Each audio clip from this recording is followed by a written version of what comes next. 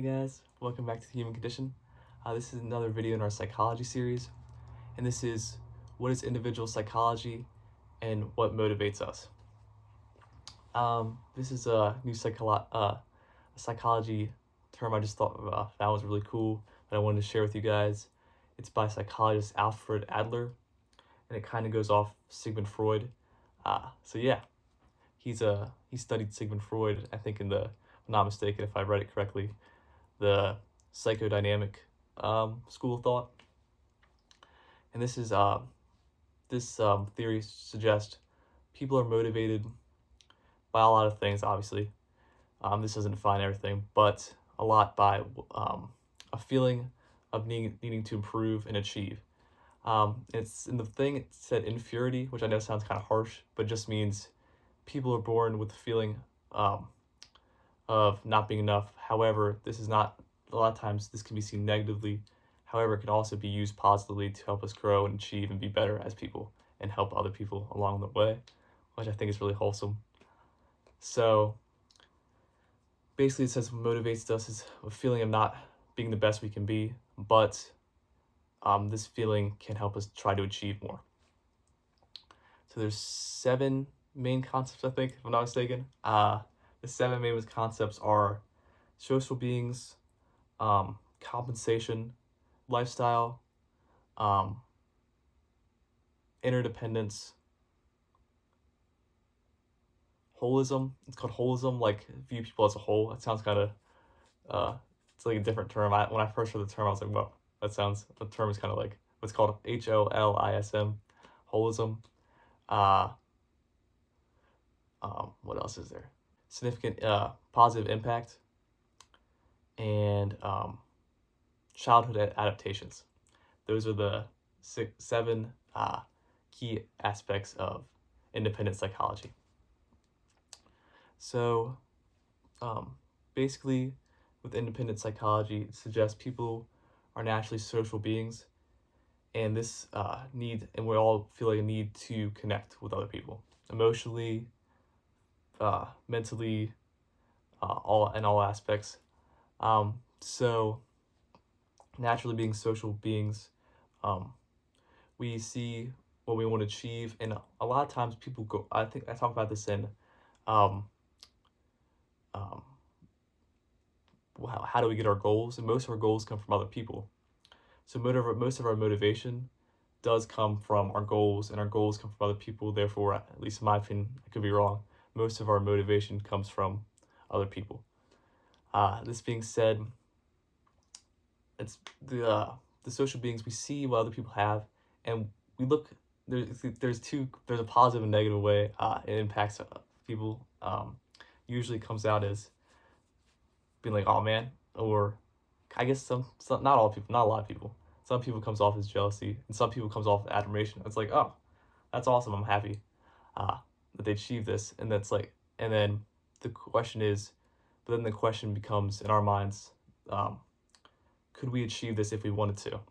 And that's where the feeling, our second part of inferiority, comes along. And no, inferiority sounds like a harsh term, but it just means every person feels like they need to be more in life, that to some extent, somewhere in life. But knowing this can be a good thing, because it really helps us realize is that we are who we're meant to be, and we are enough.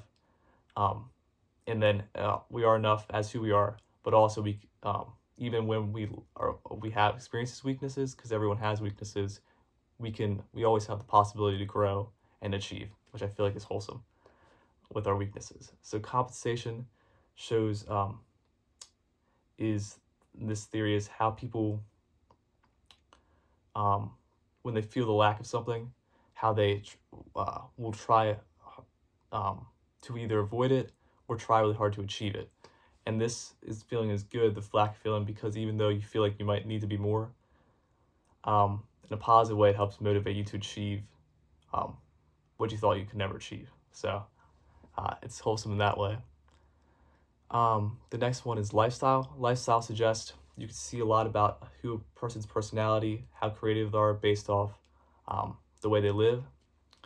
So for example, like an artist paints a picture what is the picture they paint. It can show a lot about their emotional state, the way they think, and who they are as a person. A musical artist makes a song. The song they make can show a lot about what they're thinking, how they're feeling, and who they are as a person, especially the theme with the songs and the art the person makes. So that's the third um, um, independent psychology theory, or third for independent psychology.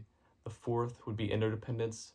It suggests that a lot of life is focused on independence, which is good, but it says that sometimes independence is pushed too often, and it makes people try to push other people away, whereas we should focus on being independent, yes, because that's good, but also realizing that we need other people to achieve. And so interdependence just shows that naturally as people, we rely on people for things emotionally, and just to survive in general.